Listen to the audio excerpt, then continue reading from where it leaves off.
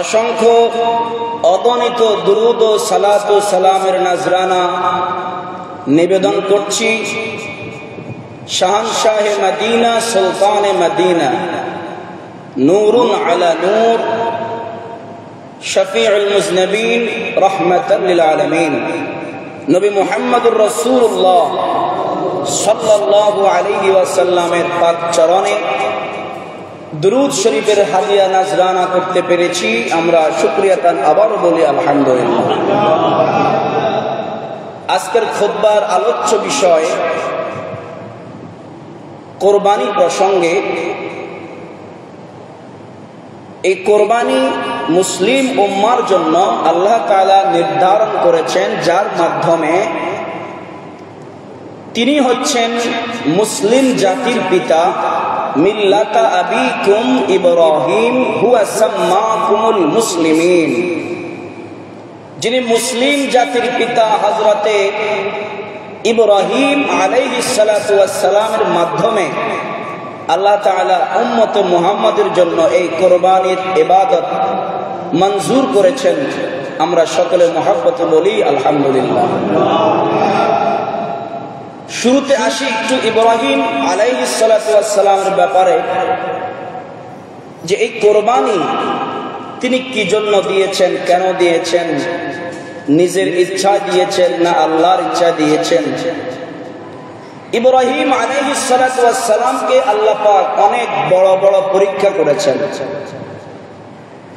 হযরতে ইব্রাহিম খলিলুল্লাহ তিনি জন্মগ্রহণ করেছেন ইরানের বাবিল শহরে। বাবিল শহরে যখন ইব্রাহিম আলাইহিস সালাতু ওয়াস সালাম জন্মগ্রহণ করলেন, ওনার চতুর্পাশে অগ্নি পূজক, চন্দ্র পূজক, সূর্য পূজক, সূর্য পূজারী, অগ্নি পূজারী অনেক বিধর্মী অবস্থান করত। তো ইব্রাহিম আলাইহিস সালাতু ওয়াস সালামের পিতার নাম ছিল তারেহ। আমরা অনেকেই জানি না, কিন্তু কোরআনে আল্লাহ তাআলা আমার পিতাকে পরিচয় করিয়েছেন আজর নামে। আল্লাহ পাক কোরআনুল কারীমে বলেছেন, ওয়া ইয ক্বালা ইব্রাহিমু লিআবিহি আযর। হে ইব্রাহিম আলাইহিস সালাতু ওয়াস সালাম, আল্লাহ তাআলা আমাদের নবীকে বলছেন যে হে নবী, আপনি স্মরণ করুন ওই সময়ের কথা যখন ইয ক্বালা ইব্রাহিমু, ইব্রাহিম আলাইহিস সালাতু ওয়াস সালাম লিআবিহি আযর, তার পিতা আযরকে বলেছেন আতাত্তাখিযু আসনামান আলিহা, হে পিতা আপনি মূর্তি পূজা কেন করছেন। ইন্নী নিশ্চয় আরাকা, আমি দেখতে পাচ্ছি আপনাকে, আরাকা ওয়া কওমিকা ফি দালালিন মুবিন, আমি দেখতে পাচ্ছি আপনি এবং আপনার জাতি, আপনারা সবাই গোমরাহির মধ্যে আছেন, পথভ্রষ্টতার মধ্যে আছেন। এখন এখানে যে ইব্রাহিম আলাইহিস সালাতু ওয়াস সালামের পিতার নাম হলো তারেহ, কিন্তু আল্লাহ তাআলা আযরকে দিয়ে তার পিতাকে কেন পরিচয় করালেন? দেখুন, কোরআন এবং সুন্নাহ মতে আদম থেকে শুরু করে আমাদের নবী পর্যন্ত কোন নবী কিন্তু মূর্তি পূজারীর নসল দিয়ে পৃষ্ঠদেশ থেকে আসেন নাই। সুবহানাল্লাহ বলেন।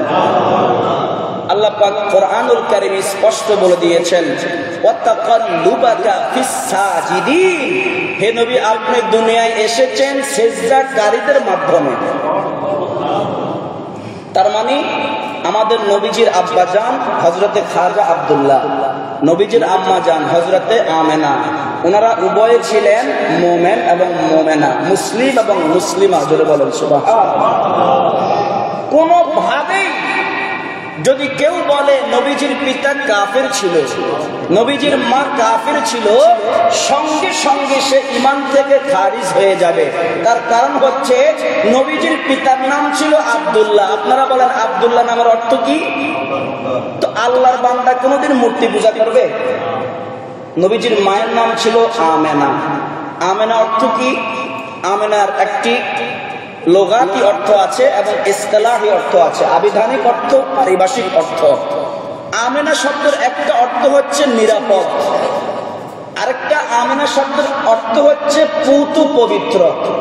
যিনি শিরকি কাজে কখনো নিযুক্ত ছিলেন না, তিনি এমন পুত পবিত্র ছিলেন যার নাম হচ্ছে আমেনা। সুবহানাল্লাহ। নিরাপদ কেন বললাম? আল্লাহ তাআলা বলেছেন ওয়ামান দাখালাহু কানা আমেনা, ওয়ামান দাখালাহু কানা আমেনা। অর্থাৎ আমার এই হেরেম শরীফের ভিতরে যারা প্রবেশ করলো, হাজী সাহেব যারা আসলো, হাজী সাহেবারা যারা আসলো, তারা সকলেই নিরাপদ। তারা সকলেই কি? নিরাপদ। এই যে এত লক্ষ লক্ষ হাজী, আপনারা যারা হজ করেছেন আপনারা হয়তোবা জানবেন, হজ করতে গেলে যখন হাজরে আসওয়াদের মধ্যে চুমা দিতে যায়, তখন কি পুরুষ কি মহিলা একজন একজন ধাক্কা মারে, কে কার আগে আসওয়াদ পাথরে চুমা দিবে, ঠিক কিনা বলেন? এই যে পুরুষ নারী একসাথে তাওয়াফ করছেন, হজ করছেন, তখন আপনার অন্তরের মধ্যে নাফসায়, আপনার যে দুনিয়াবি যে নাফসানিয়ত আছে সেটা কিন্তু আসে না, সেটা কিন্তু আসে না। কেন আসে না? কারণ আল্লাহ নিজে ওয়াদাবদ্ধ, ওয়ামান দাখালাহু কানা আমেনা, আমার এই হারাম শরীফের ভিতরে যারা প্রবেশ করেছে এরা নিরাপদ। তার মানে এদেরকে শয়তান ওয়াসওয়াসা দিতে পারবে না। সুবহানাল্লাহ। তাহলে যেখানে নবীজির আব্বার নাম খাজা আব্দুল্লাহ, মায়ের নাম হচ্ছে আমেনা, তার মানে বোঝা যায় আমার নবীজির পিতামাতা ছিলেন মুসলমান। এজন্যই আল্লাহ বলেছেন ওয়াতাকাল্লুবাকা ফিস সাজিদিন, হে নবী আপনি দুনিয়ায় আগমন করেছেন সিজদাকারীদের মাধ্যমে। জোরে বলেন সুবহানাল্লাহ। কামুস একটি অভিধান আছে, সে কামুস অভিধানের মধ্যে তারপরে বিশেষ করে জালালউদ্দিন সুয়ুতি আলাইহির রাহমা তিনি লিখেছেন এখানে লি আবিহি আজার, আজার মূলত ইব্রাহিম আলাইহিস সালামের পিতা নয়, তিনি ছিলেন চাচা। এজন্য আমাদের নবীজি বলেছেন আম্মুর রাজুলি সিনহু আবি, সিনহু আবি, চাচা বাপের মতো, চাচা বাপের মতো। এবং আরব দেশে চাচা জ্যাঠাদেরকে কিন্তু বাবা বলে সম্বোধন করা হয়। আমাদের দেশে অনেক আছে, আমরা আমার বাপের বড় যিনি ওনাকে আমরা জ্যাঠা বলি না, অনেক সময় আমরা বলি বড় বাবা। কি বলি? বড় বাবা। চাচা যিনি ওনাকে বলে ছোট বাবা, বড় বা, ছোট বা, মাজ্জাবা, অর্থাৎ এভাবে আমরা বলি, অর্থাৎ চাচা বাপের মতো। তো সুতরাং ইব্রাহিম আলাইহিস সালামকে আল্লাহ তাআলা পরিচয় করিয়ে দিচ্ছেন লিআবিহি আজার আতাত্তাখিযু আসনামান আলিহা। ইব্রাহিম নবী বলছেন হে আমার পিতা, যে আল্লাহ পাক আপনাকে আমার পিতা হিসেবে সম্বোধন করেছেন, তো আমি আপনাকে বলছি আতাত্তাখিযু আসনামান আলিহা ইন্নী আরাকা ওয়া কওমাকা ফি দালালিন মুবিন। আপনি কেন মূর্তি পূজা করছেন? আমি দেখতে পাচ্ছি অবশ্যই আপনি এবং আপনার কওম তারা সবাই পথভ্রষ্টের মধ্যে আছেন। এরপর আয়াতে যখন ইব্রাহিম আলাইহিস সালাম বললেন আপনারা মূর্তি পূজা কেন করছেন, আজর বলে তুমি কি জানো, তুমি কি বুঝো? এই মূর্তি, এই চন্দ্র, এই সূর্য আমাদেরকে সবকিছু দান করে, আমরা যা চাই আমাদেরকে চন্দ্র দান করে। অর্থাৎ তারা চন্দ্রকে খোদা মানে, তারা সূর্যকে খোদা মানে, তারা আপনার সূর্য পূজা করে, চন্দ্র পূজা করে, বলে এই চন্দ্র সূর্য আমাদেরকে যা চাই তা দান করে। জোরে বলেন নাউজুবিল্লাহ। আরেকটু জোরে বলেন না নাউজুবিল্লাহ। ইব্রাহিম আলাইহিস সালাম থেকে আল্লাহ তাআলা অনেক বড় বড় পরীক্ষা নিয়েছেন। তার মধ্যে সর্বপ্রথম পরীক্ষা আমার আল্লাহ যেটা নিয়েছেন সেটা হলো আকলের পরীক্ষা, বুদ্ধির পরীক্ষা নিয়েছেন। ইব্রাহিম আলাইহিস সালাম বলেন আমি তোমাদের সাথে তর্ক করে পারবো না, তোমাদেরকে যুক্তি দিয়ে আমি দেখিয়ে দেব চন্দ্র সূর্য কোনোদিন আল্লাহ হতে পারে না। যেরকম সুবহানাল্লাহ। ফালাম্মা জান্না আলাইহিল লাইলু রাআ কাওকাবা, রাত্রি যখন হয়ে গেল ইব্রাহিম আলাইহিস সালামের চতুর্পাশে অনেক মূর্তি পূজারীরা ছিল, চন্দ্র পূজারীরা ছিল, তারকা পূজারীরা ছিল। তখন তিনি বললেন ফালাম্মা জান্না আলাইহিল লাইলু রাআ কাওকাবা ক্বালা হাযা রাব্বি, হে আমার কওমেরা আকাশের মধ্যে নজম দেখা যায়, তারকা দেখা যায়। ক্বালা হাযা রাব্বি আলা যানিকুম তাফসীর কুরতুবীর মধ্যে এসেছে ইব্রাহিম নবী ওই তারকাকে রব বলে স্বীকার করেন নাই, তিনি বলেছেন ক্বালা হাদা রাব্বি, তোমরা কি এই তারকাকে আমার প্রভু হিসেবে সাব্যস্ত করো নাকি? তখন ইব্রাহিম আলাইহিস সালাতু ওয়াস সালাম অপেক্ষা করছেন, যখন তারকা নিভে গেল আপনার খর্বিত হয়ে গেল, ম্লান হয়ে গেল। ইব্রাহিম খলিলুল্লাহ বলছেন, হে আমার কওমেরা, যেই নক্ষত্র উদিত হয় আবার অস্তমিত হয়ে যায়, ডুবে যায়, অর্থাৎ বোঝা যায় এই তারকা নিজে নিজে উদিত হয় না। যেহেতু তারকা উদিত হয়েছে আবার অস্তমিত হয়ে গেছে, ডুবে গেছে, নিশ্চয়ই এই তারকা উদিত করা অস্তমিত করানোর পিছনে একজন কারিগর আছে। ওই কারিগরের নাম হলো এক আল্লাহ রাব্বুল আলামিন। আরেকটু জোরে বলেন সুবহানাল্লাহ। এই তারকা, এই নজম কোনদিন খোদা হতে পারে না। ইন্নী রাআ কাওকাবা ফালাম্মা আফালা ক্বালা লা উহিব্বুল আফিলিন। যেই আপনার তারকা অম্লান হয়ে যায়, ধ্বংস হয়, অস্তমিত হয়, লুকিয়ে যায়, এটা কোনোদিন প্রভু হতে পারে না। তখন তারা বলল, ঠিক আছে, যদিও তারকা প্রভু নয়, একটু পর তুমি দেখতে পারবে। ইব্রাহিম নবী অপেক্ষা করছেন। একটু পর ফালাম্মা রাআল কমারা বাযিগান ক্বালা হাদা রাব্বি, যখন আপনার চন্দ্র উদিত হলো, চন্দ্র উঠলো, যখন চন্দ্রের আলোতে পুরো এলাকা আলোকিত হয়ে গেল, তখন ইব্রাহিম আলাইহিস সালাতু ওয়াস সালাম বলতে লাগলেন, ফালাম্মা রাআল কমারা বাযিগান ক্বালা হাদা রাব্বি। হে আমার কওমেরা, তোমরা কি আমাকে আমার জন্য এই চন্দ্রকে প্রভু হিসেবে সাব্যস্ত করেছো? ফালাম্মা আফালা ক্বালা লা ইল্লাম ইয়াহদিনি রাব্বি লাআকুনান্না মিনাল কওমিদ দাল্লিন। কখনো না, এই চন্দ্র কোনদিন প্রভু হতে পারে না। তার কারণ হচ্ছে ফালাম্মা আফালা ক্বালা লা ইল্লাম ইয়াহদিনি, আমাকে আল্লাহ হেদায়েতের রাস্তায় এখনো রেখেছেন, তোমাদেরকে গোমরাহ করেছেন। তোমাদেরকে কি করেছেন? গোমরাহ করেছেন।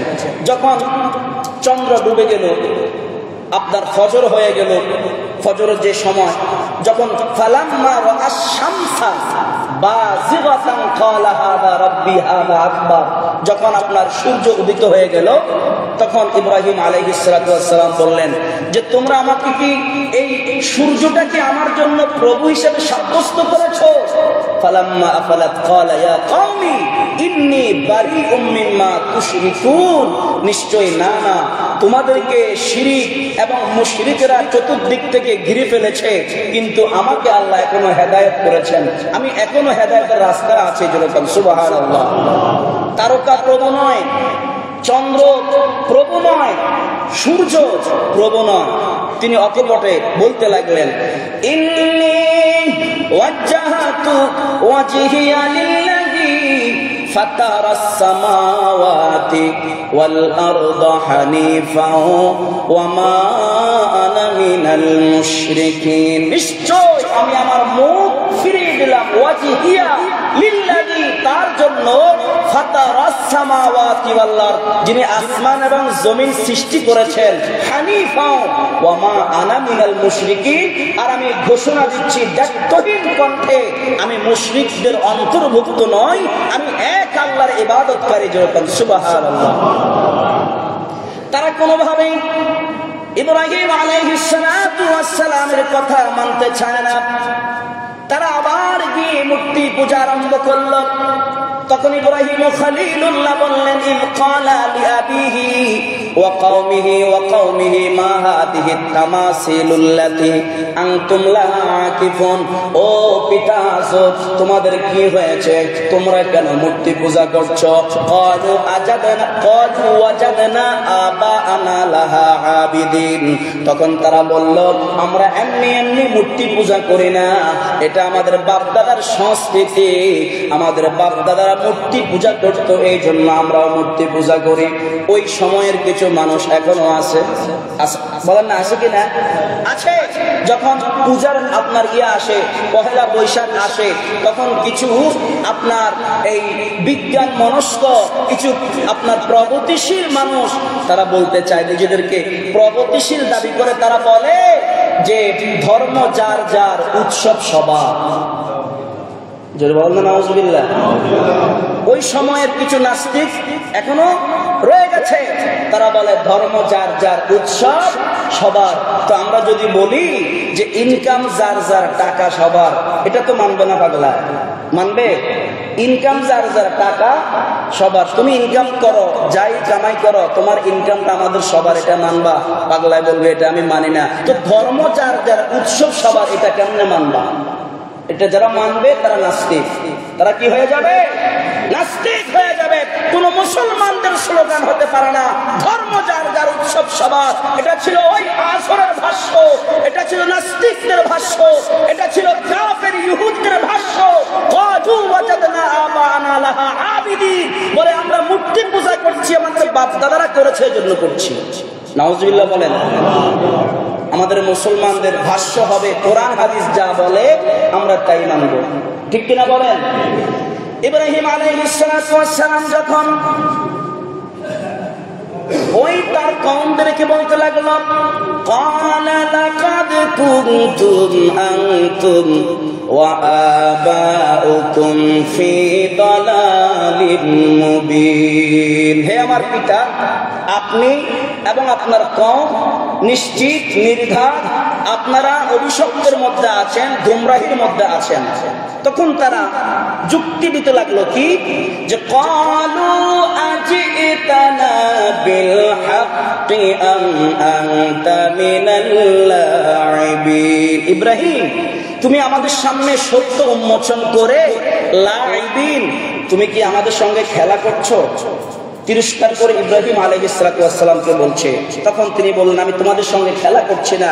ক্বালা বার রাব্বুকুম রাব্বুস সামাওয়াতি ওয়াল আরদিল্লাযী ফাতারাহুন্না ওয়া আনা আলা যালিকুম মিনাশ শাহিদিন। তোমাদের রব তো তিনি, যিনি আসমান এবং জমিন সৃষ্টি করেছেন। ওয়া আনা আলা যালিকুম মিনাশ শাহিদিন, তিনি যে এক আল্লাহ, এটা আমি ইব্রাহিম সাক্ষী দিচ্ছি। জোরে বলুন সুবহানাল্লাহ। এরপর ইব্রাহিম আলাইহিস সালাম বলতে লাগলেন, ওয়া তাল্লাহি, ওয়া তাল্লাহি, আল্লাহর কসম করে বলছি। আপনারা যারা আরবে ছিলেন আপনারা জানেন, আরবের মানুষ তারা বেশি বেশি বলে তাল্লাহে বিল্লাহে ওয়াল্লাহে, তাল্লাহি বিল্লাহি ওয়াল্লাহি, আল্লাহর কসম। তো হযরত ইব্রাহিম তিনিও আল্লাহর কসম করে বলছেন কি, ওয়া তাল্লাহি লাকিদান্না আসনামাকুম বাদা আন তুওয়াল্লু মুদবিরিন। আমি আল্লাহর কসম করে বলছি, তোদের এই মূর্তিগুলা সবগুলো আমি ভাঙবো, সবগুলো আমি কি করব? ভাঙবো। এরপর তিনি ভাঙার জন্য প্রস্তুতি নিলেন। ফাজআলাহুম জুজাজান ইল্লা কাবীরান লাহুম লাআল্লাহুম ইলাইহি ইয়ারজিউন। একটা বড় কুড়াল নিলেন, কুড়াল নিয়ে ইব্রাহিম আলাইহিস সালাম গেলেন। ওই তাদের মূর্তিগুলা যেখানে ছিল সবগুলা টক টক করে একটা একটা করে সব ভাঙলেন। শুধু যেটা বড় খোদা, আসলে তো খোদা না, এটা বেহুদা। এটা কি না? খোদা না। ওই বড় খোদা যেটা, এটার কাঁধের মধ্যে কুড়ালটা ঝুলাই রাখছেন ইব্রাহিম আলাইহিস সালাম। এরপর আয়াত আল্লাহ কি বলছেন, ক্বালু মান ফাআলা হাযা বিআলিহাতিনা ইন্নাহু লামিনাজ জালিমিন। বলে এই কাজ যারা করছে, এই কাজটা যে করেছে, আমাদের মূর্তি ভেঙেছে, নিশ্চয় সে জালেম। নাউজুবিল্লাহ বলেন। যিনি ভেঙেছে তিনি জালেম, নাকি যারা মূর্তি পূজা করে তারা জালেম? তারা জালেম। এখন তারা নিজেদের মধ্যে বলা বলি করতে লাগলো। ক্বালু, তারা বলল, সামি'না আমরা শুনেছি ফাতায়াযকুরুহুম ইউকালু লাহু ইব্রাহিম, একটা যুবক আছে যার নাম ইব্রাহিম, সে ধমক দিছে আমাদের মূর্তি ভেঙে ফেলবে, এটা তার কাজ, এটা তার কাজ। এরপর আয়াত আল্লাহ বলছেন ক্বালু ফাআতু বিহি আলা আয়ুনিন নাসি লাআল্লাহুম ইয়াশহাদুন, বলে ইব্রাহিমকে ধরে নিয়ে আসো, আয়ুনিন নাস, লোক সমাজের সামনে নিয়ে আসো, আমরা তাকে জিজ্ঞাসাবাদ করব। ইব্রাহিম আলাইহিস সালাতু ওয়াস সালাম যখন আসলেন, ইব্রাহিম আলাইহিস সালাতু ওয়াস সালাম আসার পরে তারা বলল ক্বালু আআনতা ফাআলতা হাযা বিআলিহাতিনা ইয়া ইব্রাহিম, বলে মূর্তি ভাঙছে কে? ইব্রাহিম। ইব্রাহিম আলাইহিস সালাতু ওয়াস সালাম মুস্কি হাসেন আর বলেন ক্বালা বাল ফাআলা কাবীরুহুম হাযা ফাসআলুহুম ইন কানু ইয়ানতিকুন, ওই বড়টারে জিজ্ঞাসা কর, বড়টা ভাঙছে কে? ভাঙছে বড়টা। বলে বড়টা কেমনে ভাঙবে? বলে বড়টা যদি না ভাঙে তার কাঁধের মধ্যে কুড়াল আছে দেখোস না, সে সব দিয়ে মারছে, হাত ভাঙছে, পা ভাঙছে, ভাঙে নিয়ে দাঁড়ায় আছে। ইন কানু ইয়ানতিকুন, যদি মূর্তি কথা বলতে পারে, তোদের খোদা যদি কথা বলতে পারে, তোদের খোদা বড়টা যেটা, এটাকে গিয়ে জিজ্ঞেস কর। এখন আজর গেছে চাই আপনার চেষ্টা, আজর গরম হয়ে গেছে। ইব্রাহিম, মূর্তি কি কথা বলতে পারে? বলে মূর্তি যদি কথা বলতে না পারে, খোদা যদি কথা বলতে না পারে, ওই খোদার ইবাদত কেন করস? কত সুন্দর যুক্তি, সুবহানাল্লাহ বলেন। তোমাদের খোদা কথা বলতে পারে না? বলে না, কথা বলতে পারে না। শুধু কথা বলতে পারে না তা না, খোদার সামনে কলা দিই, আঙ্গুর দিই, বেদানা দিই, কত কিছু দিই, মাছি বসে, মশা বসে, খোদা খাইতে পারে না, খোদার সামনে খাবার পড়ে থাকে। তো যে খোদার সামনে আঙ্গুর, বেদানা, কলা দেস, ওই খোদা যদি খাইতেই না পারে, খোদার সামনে এগুলো কেন দেস? এবার আজর যখন গরম হলো, এবার আল্লাহ তাআলা আরেকটা পরীক্ষা ইব্রাহিম নবীর থেকে নেবেন। সেই পরীক্ষাটা কি? আজর বলতে লাগলো নমরুদের মাধ্যমে আইন পাশ করে 40 দিন লাগিয়ে তারা লাকড়ি জোগাড় করতে লাগলো। 40 দিন লেগেছে।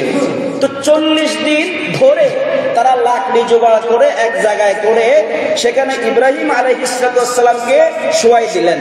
শোয়াই দেওয়ার পর ইব্রাহিম আলাইহিস সালামের বুকের উপর, আপনার পায়ের উপর, গোটা শরীরের উপর লাকড়ি আপনার স্তর দিয়ে দিলেন, স্তম্ভ করলেন, আগুন জ্বালিয়ে দিলেন।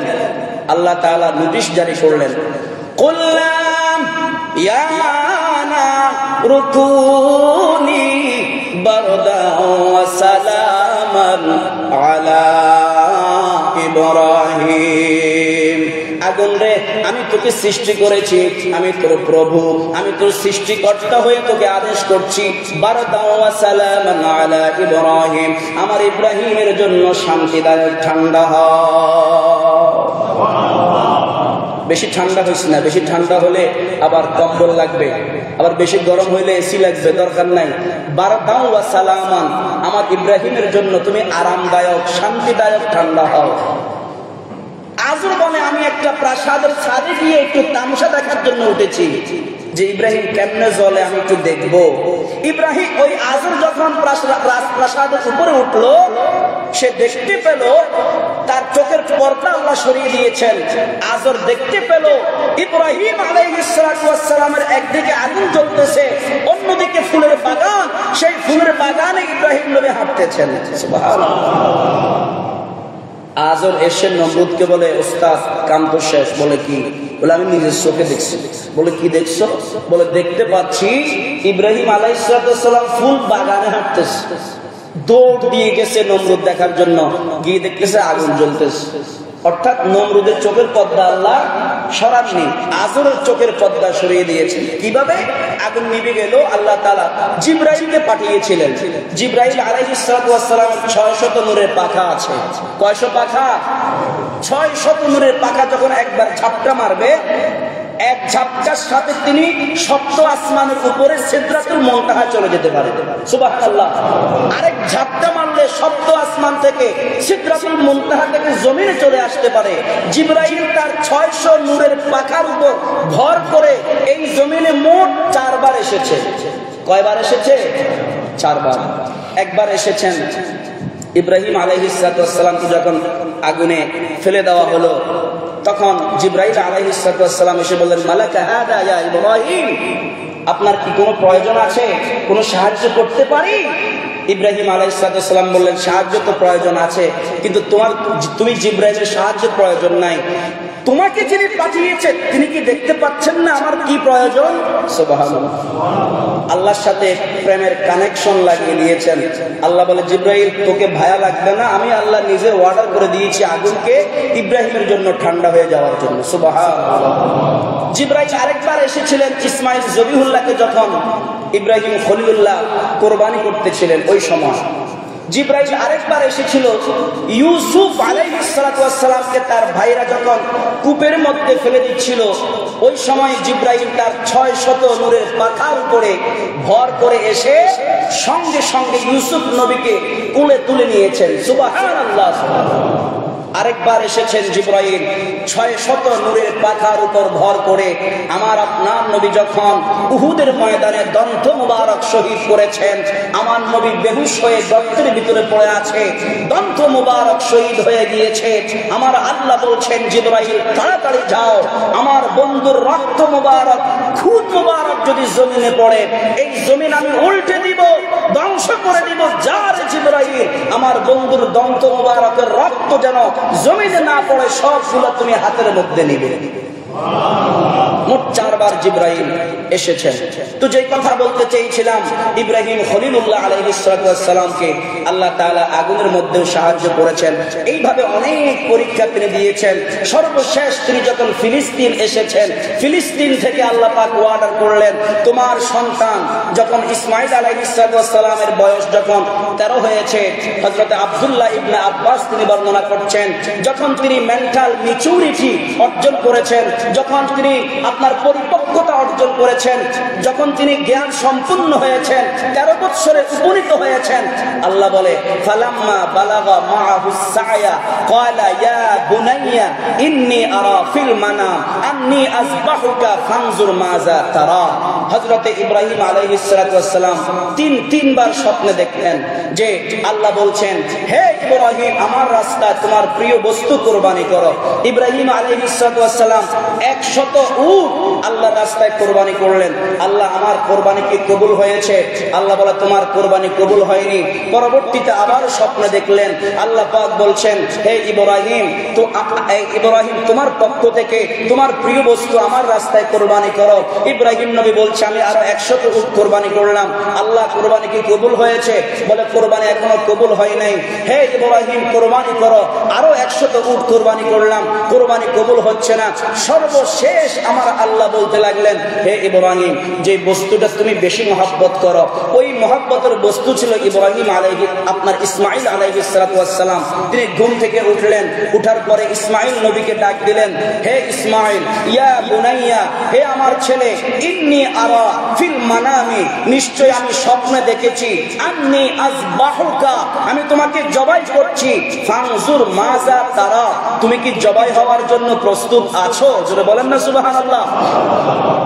ইসমাইল আলাইহিস সালাতু ওয়াস সালাম বলেন, বাবা, শুধু আমি প্রস্তুত নই, আল্লাহর হুকুম প্রস্তুত। বাবা ইব্রাহিম রে, তোমার ছুরি প্রস্তুত, আমি ইসমাইলের গর্দান প্রস্তুত। বাবা, তুমি আমাকে আল্লাহর রাস্তায় জবাই করে দেবে। বাবা, তোমার কাছে আমার 3টা অনুরোধ। বলে, কি অনুরোধ? বলে, বাবা, তুমি যখন আমাকে জবাই করবা, ওই সময় আমার চেহারাটা মাটির নিচে দিয়ে দিবে, একটা গর্ত করবা, ওই গর্তের ভিতরে আমার চেহারাটা লুকিয়ে রাখবা। তোমার চোখে চোখে যেন আমার চোখ না পড়ে, তোমার নজরে যেন আমার নজর না পড়ে। বাবা ইব্রাহিম আরেকটা অনুরোধ রাখবেন, ওই অনুরোধটা হলো, আমার হাত বাঁধবেন, আমার পা বাঁধবেন। আপনি যখন আমাকে জবাই করবেন, ওই সময় যদি আমি হাত পা নাড়াচাড়া করি, আপনি আমাকে জবাই করতে ব্যাঘাত ঘটবে। বাবা, আমার হাত পা বাঁধবেন। আরেকটা অনুরোধ হলো, ও বাবা, আমাকে জবাই করার পরে আমার ওই রক্তমাখা কামিজ, আমার রক্তমাখা জামাগুলি আমার মায়ের কাছে পৌঁছায় দিবে। বিবি হাজেরাকে বললেন ইব্রাহিম খলিলুল্লাহ, হে হাজেরা, তোমার ছেলেকে নিয়ে যাচ্ছি। বলে কোথায়? বলে আল্লাহর বাড়িতে বেড়ানোর জন্য। সুবহানাল্লাহ। মা আবেদা, তিনি আল্লাহওয়ালা, তিনি বুঝতে পেরেছেন নিশ্চয়ই আমার সন্তানকে কোনো বড় পরীক্ষা দেওয়ার জন্য ইব্রাহিম নিয়ে যাচ্ছে। হে হাজেরা, ইসমাইলকে গোসল করিয়ে দাও, সুরমা লাগিয়ে দাও, আতর গোলাপ মেখে দাও, আতর সুরমা চন্দন লাগিয়ে দাও, সুন্দর পোশাক পরিয়ে দাও। মিনার বাজারের কাছে নিয়ে ইসমাইল জবিহুল্লাহ যখন হাত বাঁধলেন, পা বাঁধলেন, মাথাটা নিচুর দিকে দিয়ে ঘাড়ের মধ্যে যখন তিনি ছুরি চালাচ্ছিলেন, একবার দুইবার তিনবার ছুরি চালাচ্ছিলেন, ছুরি চলে না। তিনি গুসা হয়ে ছুরি নিক্ষেপ করেছেন, পাথর দ্বিখণ্ডিত হয়েছে। সর্বশেষ তিনি আবারও যখন চেষ্টা করতে লাগলেন, আল্লাহ বলে জিবরাইল, যাও তাড়াতাড়ি জান্নাতের মধ্যে যাও, জান্নাতি আপনার দুম্বা এনে ইসমাইলকে সরিয়ে ইব্রাহিমের ছুরির নিচে জান্নাতি দুম্বাটা দিয়ে দাও। কোরআনে এসেছে এটা কোন দুম্বা? এটা ওই দুম্বা যেটা হাবিল এবং কাবিল কোরবানি করেছিল। অর্থাৎ আদম নবীর দুইজন সন্তানের মধ্যে পরীক্ষা হয়েছিল, একজনের নাম হলো হাবিল, আরেকজনের নাম হলো কাবিল। তো বিয়ে সংক্রান্ত একটা বিষয়ে আল্লাহ পাক বললেন, তোমরা আমার রাস্তায় কোরবানি দাও। তো কোরবানি দেওয়ার পর যার কোরবানিটা কবুল হবে তার সাথে আপনার আকলিমার বিয়ে হবে। তো তখন হাবিল কাবিল কোরবানি করলো, কিন্তু দেখা গেল কাবিলের কোরবানি কবুল হয় নাই, হাবিলের কোরবানিটা আল্লাহ কবুল করেছেন। ওই যেই পশু দিয়ে আপনার হাবিল কোরবানি করেছিল, ওই পশুটাকে আল্লাহ জীবিত করে জান্নাতে রেখেছেন। ওই জান্নাত থেকে দুম্বা এনে ইসমাইলের পরিবর্তে আল্লাহ ইব্রাহিম নবীর পক্ষ থেকে কোরবানি কবুল করেছেন। তো ইসমাইল জবিহুল্লাহ তিনি জবাই হলেন না, তার কারণ কি? আমি গত জুমার সময় বলেছি যে ইসমাইল জবিহুল্লাহ কপালে আখেরি জামানার নবীর নূর মুবারক ছিল। সেই ইব্রাহিম নবীর সুন্নাত তরিকা অনুযায়ী আমাদেরকে অবশ্যই কোরবানি করতে হবে। আমরা অনেকেই কোরবানি করি লোক দেখানোর জন্য, ঠিক কিনা বলেন? কথাটা অপ্রিয় হলেও সত্য যে আমরা কোরবানি করি মানুষকে দেখানোর জন্য। মনে রাখবেন, মানুষকে দেখানোর জন্য আপনি যদি যে কোনো ইবাদত করেন, এই ইবাদত ওয়ারিআ আন-নাস, এটা আপনি রিয়া নাস হবে। মানুষকে দেখানোর জন্য ইবাদত করলে ওই ইবাদতের খুসুসিয়াত নষ্ট হয়ে যায়, আপনার ওই ইবাদত আল্লাহর দরবারে কবুল হবে না। আরেকটা জিনিস মাসআলা বলে দিচ্ছি আপনাদেরকে সংক্ষিপ্ত সময়ে। যারা আপনারা ভাগে কোরবানি করবেন, 5 নাম 7 নাম 3 নাম, আপনার শরীক দাতা যদি সুদী হয়, আপনার শরীক দাতা যদি কি হয়? সুদী হয়, সুদ খায়, আপনারা গোসা হবেন না। আমি ইমাম হিসাবে আমার বলা দরকার মাসআলাগুলো। অনেকে আছে প্রত্যক্ষভাবে পরোক্ষভাবে সুদের সাথে জড়িত।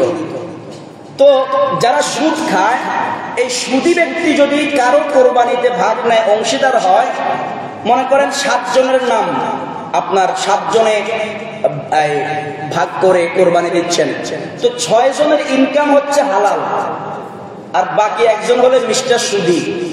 এই সুদী সাহেবের কোরবানির কারণে বাকি 6 জনের কোরবানি শেষ। বাকি 6 জনের কোরবানি কি শেষ?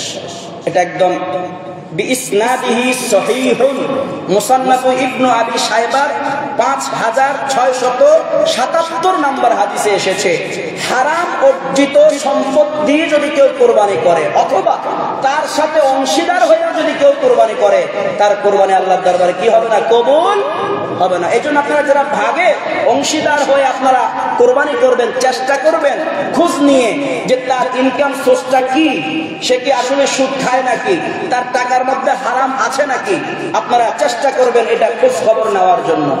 আরেকটা মাসআলা বলে দিচ্ছি, সেই মাসআলাটা হচ্ছে অনেকেই গাফিলতি করে অলসতা করে কোরবানি করতে চায় না, বলে হুজুর আমি ঋণগ্রস্ত আছি।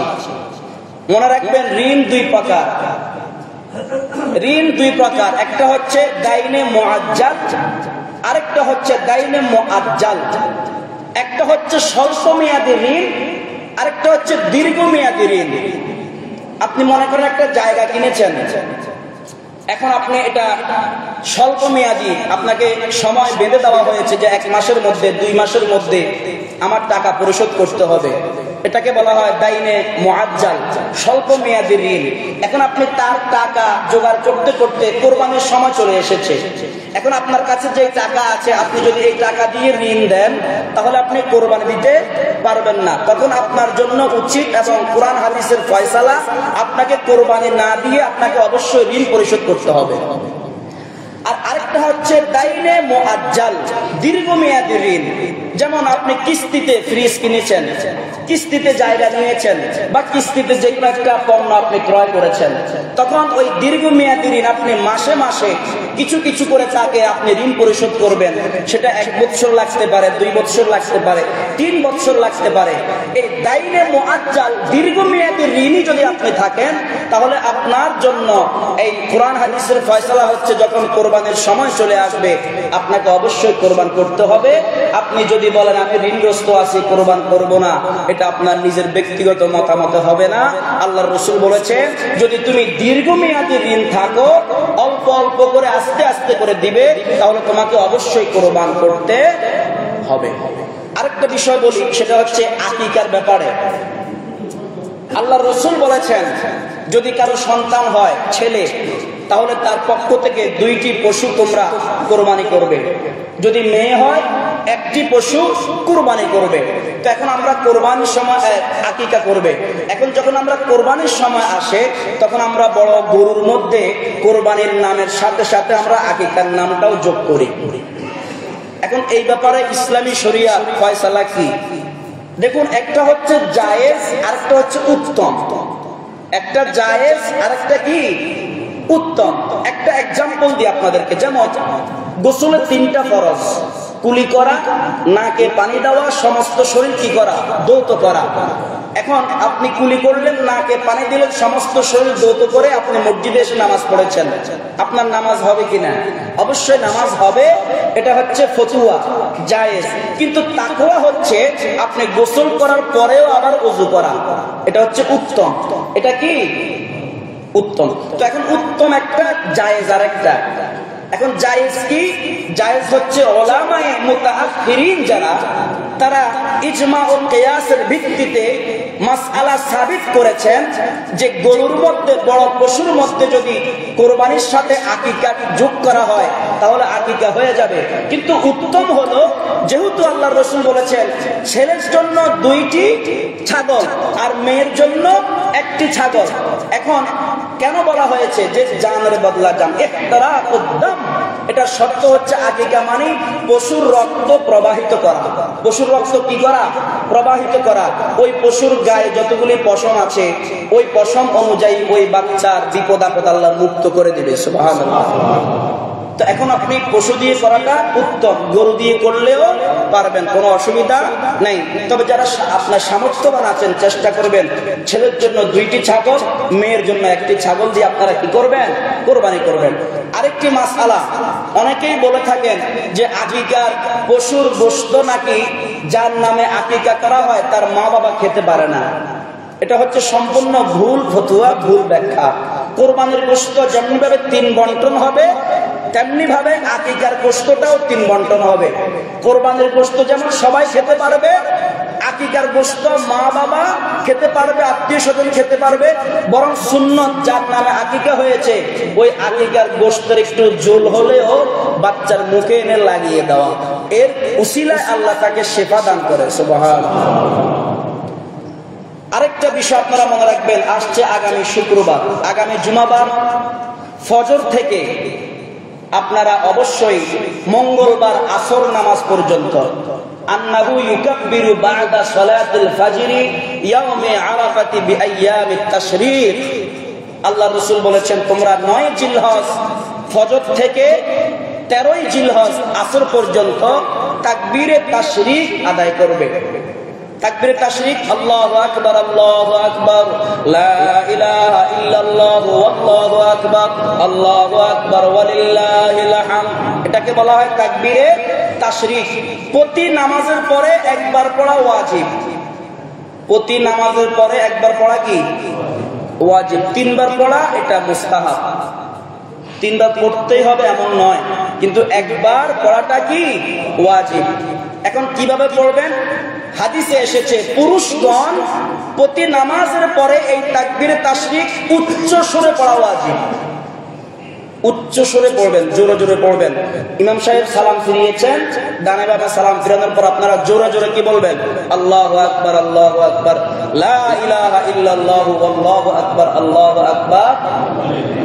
আর মা বোনদের জন্য এই তাকবীর তাশরিক নামাজের পরে একবার পড়া ওয়াজিব, আস্তে আস্তে নীরবে, উচ্চ কণ্ঠে না। আমার মা বোনেরা তো হয়তো আমার আওয়াজ শুনতে পাচ্ছে না, আমার এই কথাটা ওনারা শুনতে পাচ্ছে না। আপনারা যারা শুনেছেন, আপনারা ঘরে গিয়ে মা বোনদেরকে এই মাসআলাটা অবশ্যই বলবেন যে শুক্রবার ফজরের পর থেকে মঙ্গলবার আসর পর্যন্ত এই তাকবীরে তাশরিক পড়া ওয়াজিব। যদি কারো নামাজ কাজা হয়ে যায়, নামাজ কাজা হওয়ার সাথে সাথে তাকবীরে তাশরিকটাও কাজা করতে হবে।